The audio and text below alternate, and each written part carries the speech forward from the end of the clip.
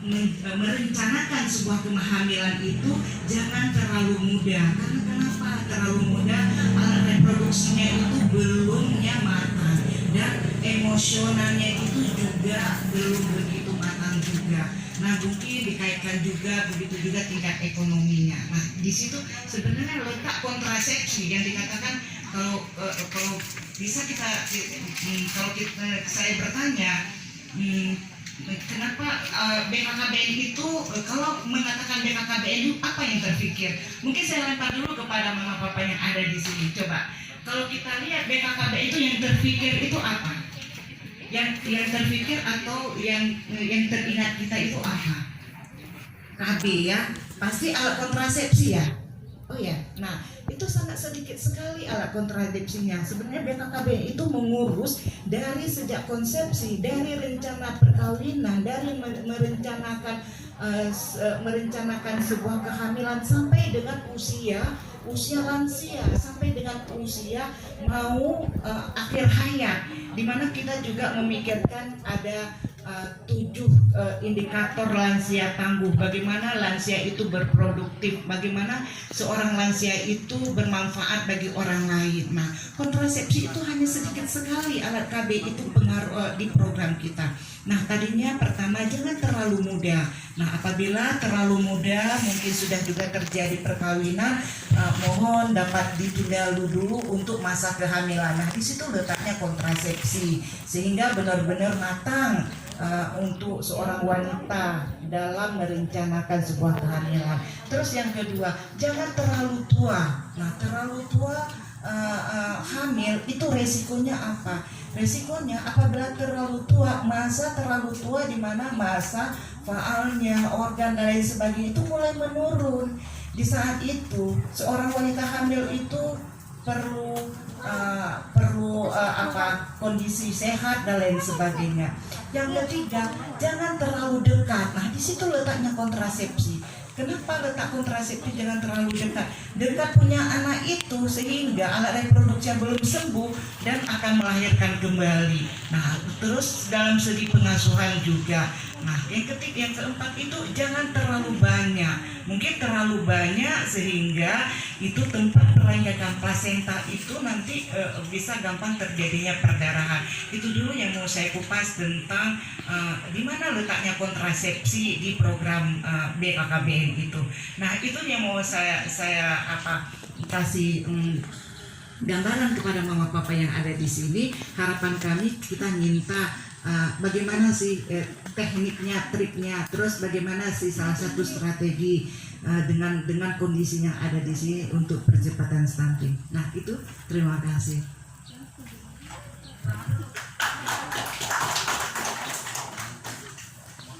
Selanjutnya saya kembalikan kepada moderator.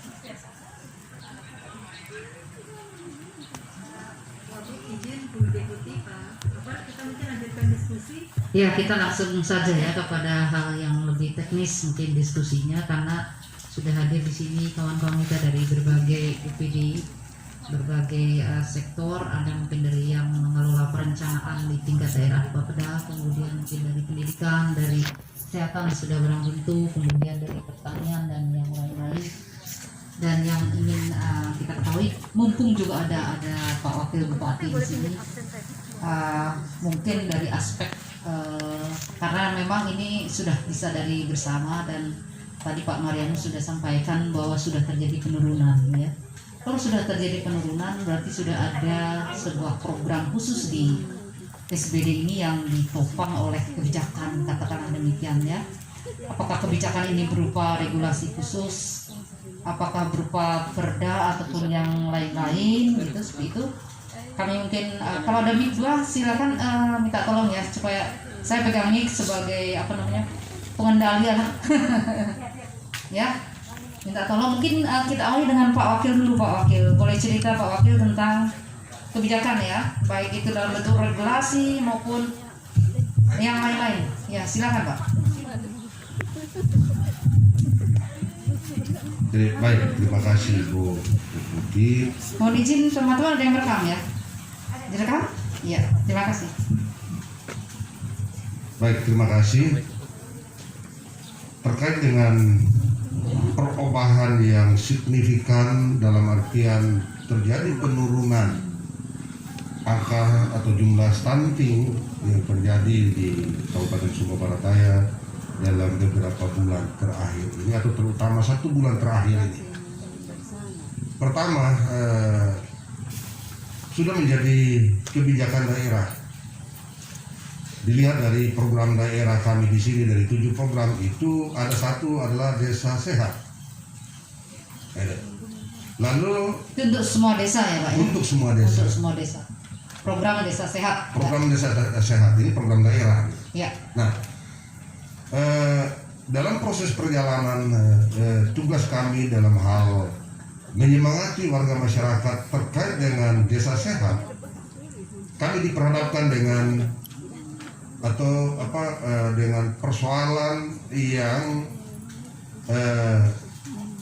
kaitannya dengan stunting gitu, bahwa untuk NTT SBD yang tertinggi begitu. Nah, semakin menukik pada bidang kesehatan terkait dengan stunting jadinya. Ya. Kami lakukan kerapatan di tingkat kabupaten Iya. yang dipimpin langsung oleh Pak Bupati, dan beliau juga kan basicnya dokter manusia. Saat itu dengan mengolah data yang ada, langsung seluruh jajaran dinas kesehatan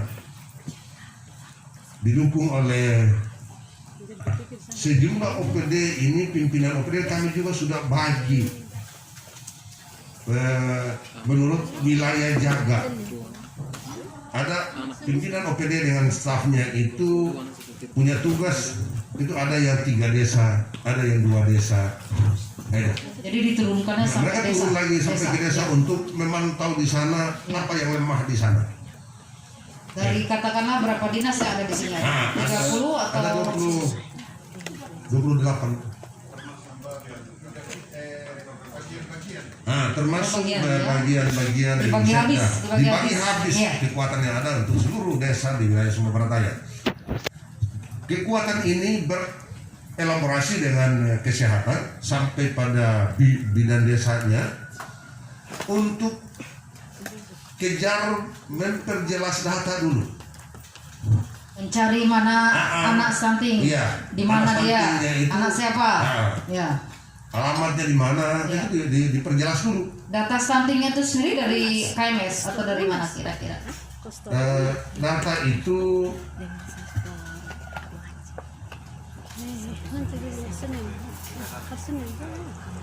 Aplikasi ya, ada Iya. aplikasi khusus yang memantau. Iya. Ya. dari itu PPGM. Ya. Ya. kami hanya bekerja kurang lebih 2 minggu sudah menunjukkan, Sudah bisa dipetakan. sudah bisa dipetakan. Malah angka itu tadinya dia menurun. Kenyataan lapangannya itu malah ada yang terdata gitu, tapi kenyataan lapangannya tidak ada. Tidak ada. Beda. Bisa jadi mungkin anak yang waktu itu dideteksi stunting dia sudah tidak masuk kategori umur itu ya? Gitu. Atau gimana nih? Salah ukur. Nah, lalu dari ya. tadinya data ini berlanjut. Salah yang mengukur, kira-kira petugasnya ada yang kurang terampil gitu ya. Nah, dari pengecekan data tadi, Iya. kejelasan lapangan, kami berapat lagi. Ya. Temukanlah bahwa penyebabnya adalah kembali SDM karena yang dipakai tadinya untuk pergi mendata tadi ini kan kader kesehatan di desa Ya. yang tingkat intelektualnya itu terbatas. Ya. Lalu disusul lagi dengan alat ukur. Alat ukur timbangannya.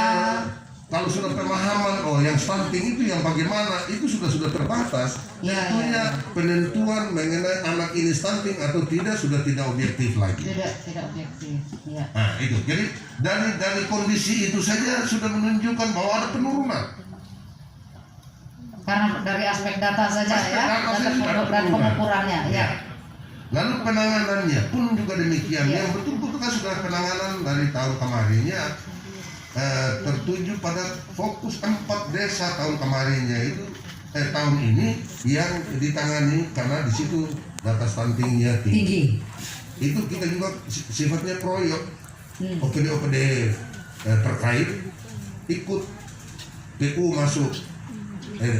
Lalu dinas kesehatan itu sendiri, pertanian, peternakan dengan programnya bisa kami dari sisi kebijakan kami alihkan. Yang tadinya mungkin direncanakan di kecamatan lainnya, kita bisa tarik karena di sana tidak ada stuntingnya. Karena semuanya diukur ulang ya Pak ya? Ya. Seluruh desa diukur ulang gitu ya. Diukur Jadi ulang. akhirnya bisa dipetakan secara lengkap gitu ya Pak ya. Ya. Itunya yang sudah kami lakukan gitu. Baik. Lalu berikutnya yang sempat saya cerita tadi lepas di awal kita di ruang depan, jelasnya bahwa masyarakat ini bukannya sama sekali bodoh terkait dengan bagaimana dia bangun dirinya. Iya. Ini supaya menjadi apa dari teman-teman dari ada untuk kita bisa bersinergi bagus terkait dengan kebutuhan terlaksananya diskusi hari ini di sini. Dalam artian bahwa masyarakat ini tadinya yang saya bilang bahwa pertama itu terpengaruh dengan situasi yang bukan pada tempatnya, menjadi situasi yang ikut akan membangun keberadaan ekonominya, membangun dari sisi pendidikannya itu, atau membangun manusianya itu sendiri gitu. Lalu disusul lagi bahwa dengan kondisi itu terlena ini masyarakat itu yang tadinya mampu untuk mengelola itu terkait dengan kebutuhan pangan keluarga rumah tangga, jadinya bergeser, kebun dia tinggalkan atau bahkan sawah pun beralih pindah tangan ke orang lain. Ini yang terjadi, sehingga akhirnya mempercayakan hidupnya ini pada apa kata alam, jadi situasi.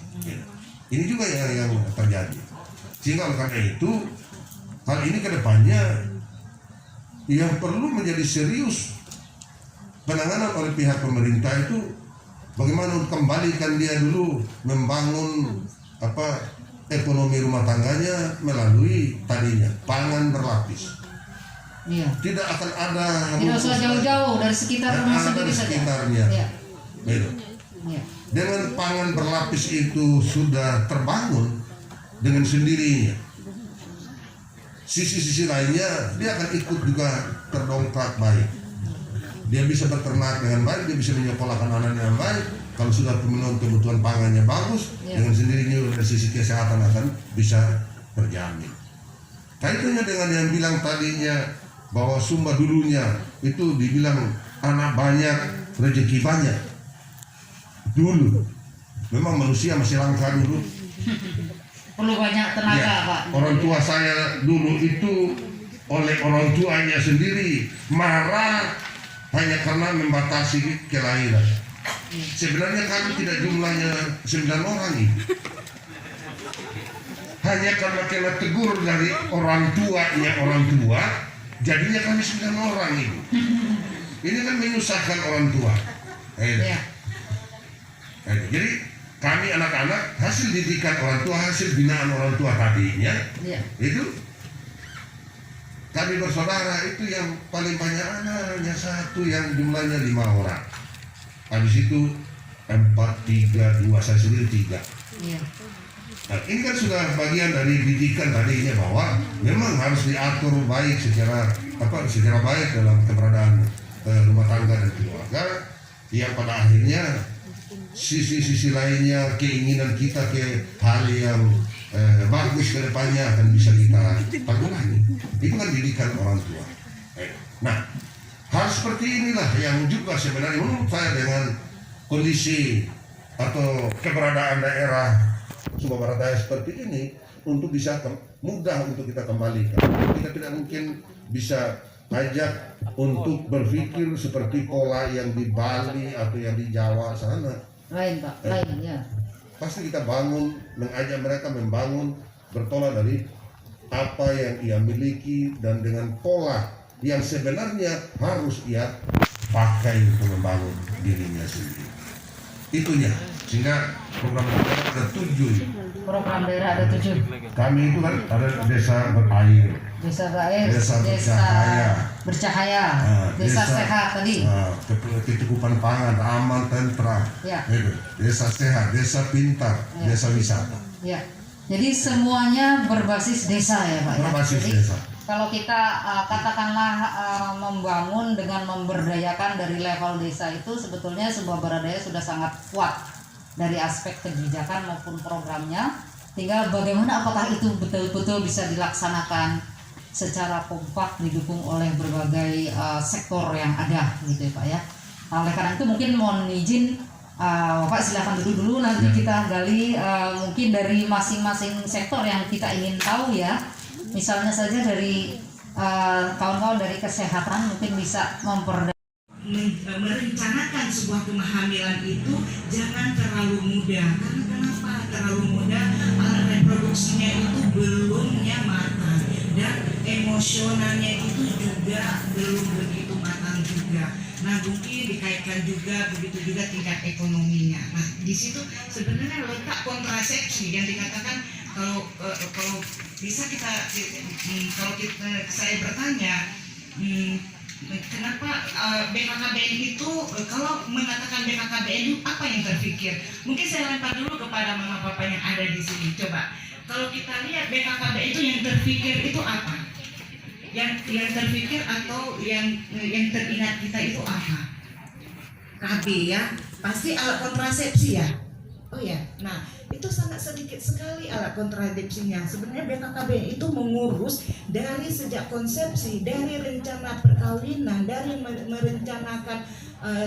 merencanakan sebuah kehamilan sampai dengan usia lansia, sampai dengan usia mau akhir hayat, dimana kita juga memikirkan ada 7 indikator lansia tangguh. Bagaimana lansia itu berproduktif, bagaimana seorang lansia itu bermanfaat bagi orang lain. Nah, kontrasepsi itu hanya sedikit sekali alat KB itu pengaruh di program kita.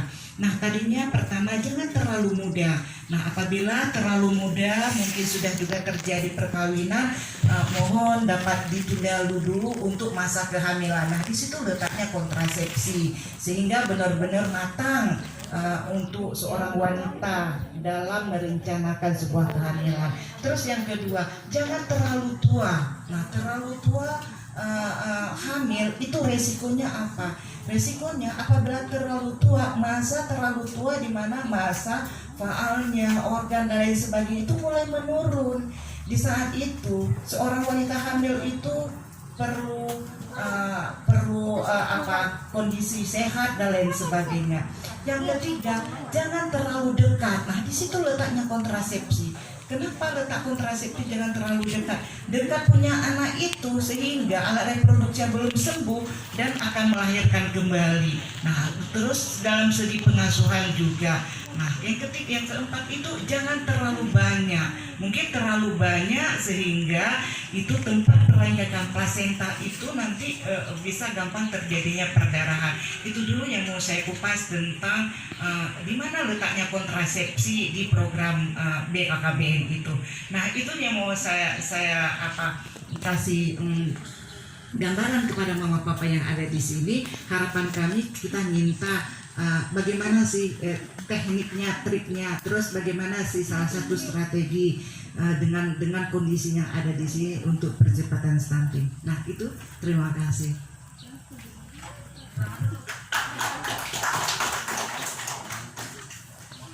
Selanjutnya saya kembalikan kepada moderator.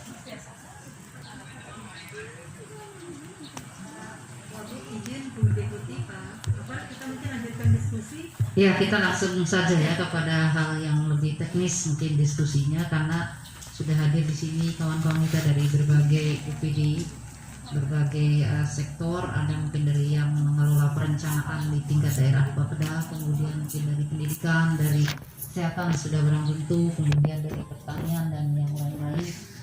Dan yang ingin kita ketahui, mumpung juga ada Pak Wakil Bupati di sini, mungkin dari aspek karena memang ini sudah disadari bersama dan tadi Pak Marianus sudah sampaikan bahwa sudah terjadi penurunan, ya.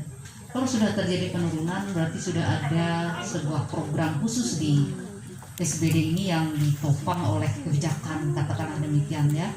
Apakah kebijakan ini berupa regulasi khusus, apakah berupa perda ataupun yang lain-lain gitu, seperti itu. Kami mungkin kalau ada mic gua silakan minta tolong ya, supaya saya pegang mic sebagai pengendali lah. Ya, minta tolong. Mungkin kita awali dengan Pak Wakil dulu. Pak Wakil, boleh cerita Pak Wakil tentang kebijakan ya, baik itu dalam bentuk regulasi maupun yang lain-lain. Ya, silakan Pak.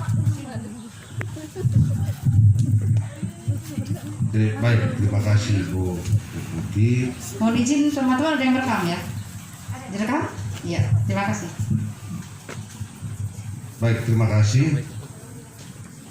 Terkait dengan perubahan yang signifikan dalam artian terjadi penurunan angka atau jumlah stunting yang terjadi di Kabupaten Sumba Barataya dalam beberapa bulan terakhir ini, atau terutama 1 bulan terakhir ini. Pertama, sudah menjadi kebijakan daerah. Dilihat dari program daerah kami di sini, dari 7 program itu ada 1 adalah desa sehat. Lalu itu untuk semua desa ya Pak? Untuk semua desa. Untuk semua desa. Program desa sehat. Program desa sehat ini program daerah. Ya. Nah,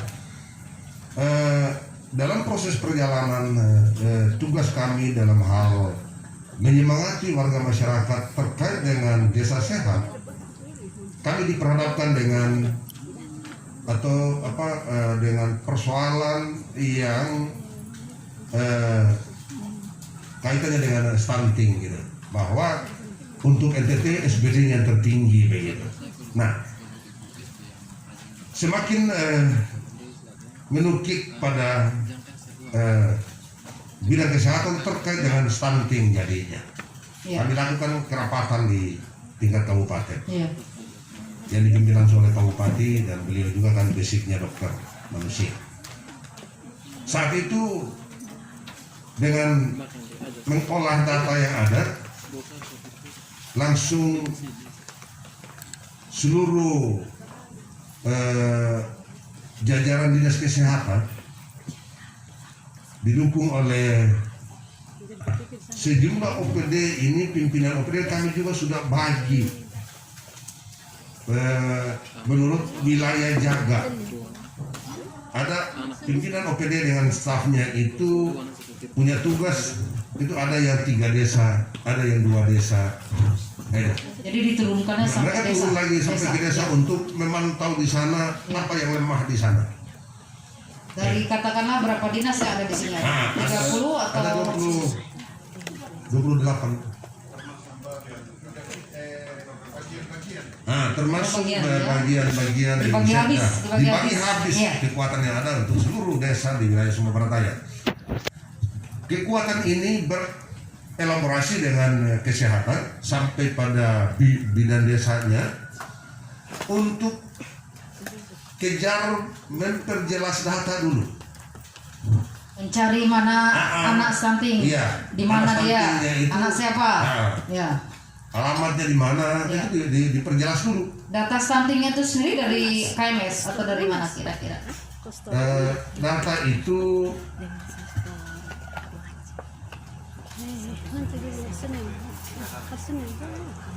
aplikasi ya, ada ya. Aplikasi khusus yang memantau. Iya. Ya. Nah, dari itu PPGM. Ya. Kami hanya bekerja kurang lebih 2 minggu sudah menunjukkan. Sudah bisa dipetakan. Nah, sudah bisa dipetakan.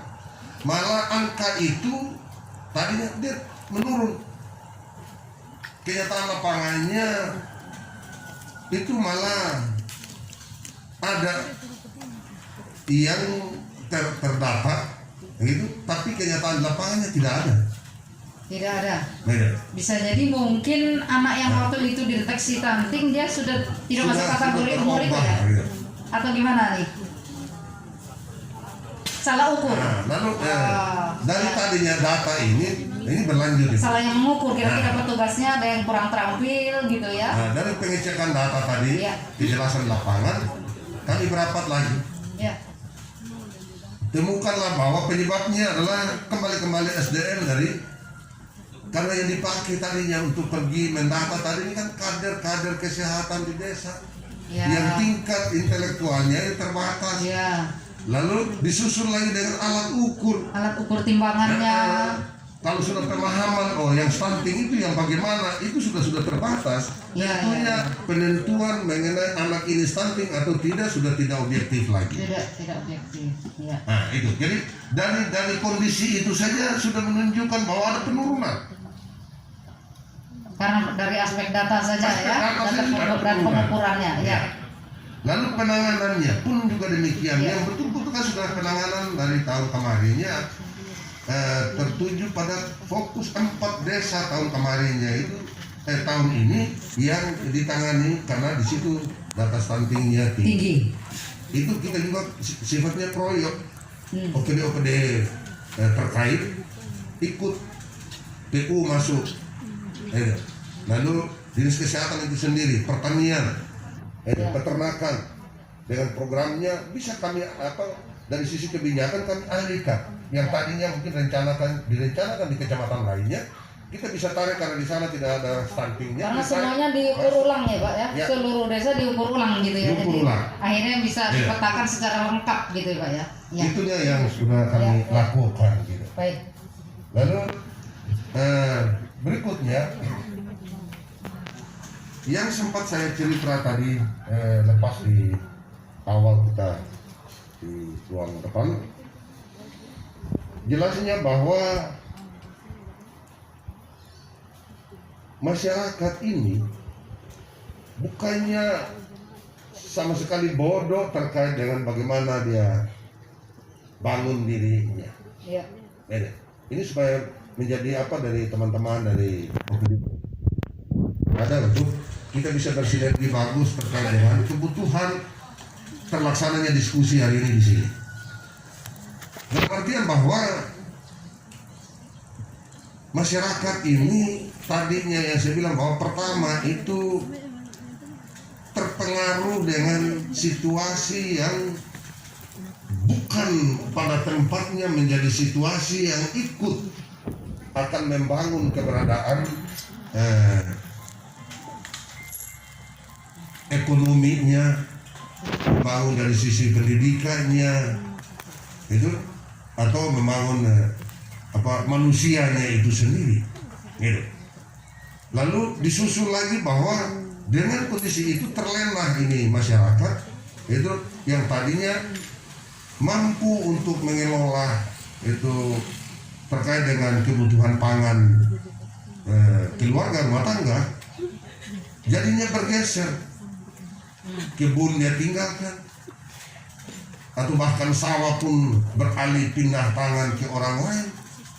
Ini yang terjadi sehingga akhirnya mempercayakan hidupnya ini pada apa kata alam jadi situasi.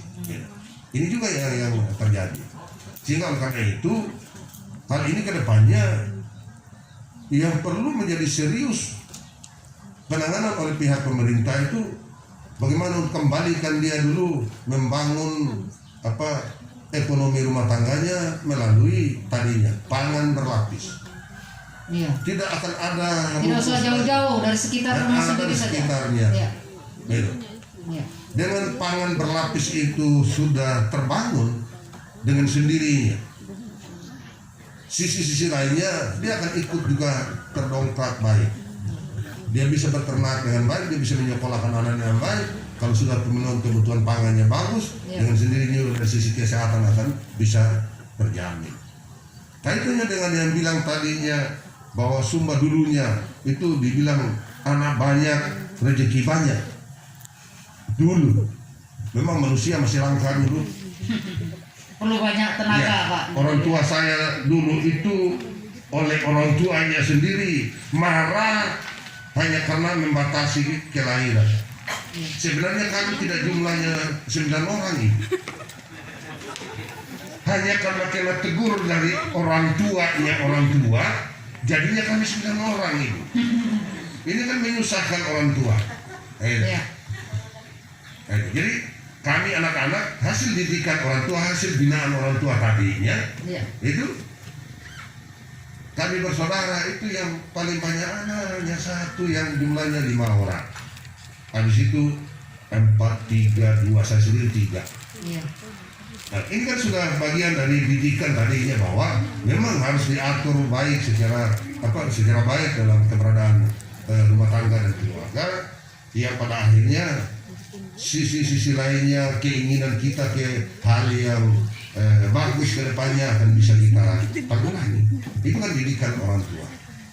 Nah, hal seperti inilah yang juga sebenarnya menurut saya dengan kondisi atau keberadaan daerah Sumba Barat Daya seperti ini untuk bisa mudah untuk kita kembalikan. Kita tidak mungkin bisa ajak untuk berpikir seperti pola yang di Bali atau yang di Jawa sana. Lain, Pak. Lain, ya. Pasti kita bangun, mengajak mereka membangun bertolak dari apa yang ia miliki dan dengan pola yang sebenarnya harus ia pakai untuk membangun dirinya sendiri. Itunya, sehingga program daerah ada 7. Program daerah ada 7. Kami itu kan ada desa berair, Desa berair, Desa bercahaya. bercahaya, Nah, desa sehat tadi. kecukupan pangan, aman, tentram, Ya. gitu. Desa sehat, desa pintar, Ya. desa wisata. Ya. Jadi semuanya berbasis desa ya, Pak. Ya? Berbasis Jadi, desa. kalau kita katakanlah membangun dengan memberdayakan dari level desa itu, sebetulnya sebuah Barat Daya sudah sangat kuat dari aspek kebijakan maupun programnya. Tinggal bagaimana apakah itu betul-betul bisa dilaksanakan secara kompak didukung oleh berbagai sektor yang ada gitu ya, Pak ya. Nah, oleh karena itu mungkin mohon izin Bapak silakan dulu nanti kita gali mungkin dari masing-masing sektor yang kita ingin tahu ya. Misalnya saja dari kawan-kawan dari kesehatan mungkin bisa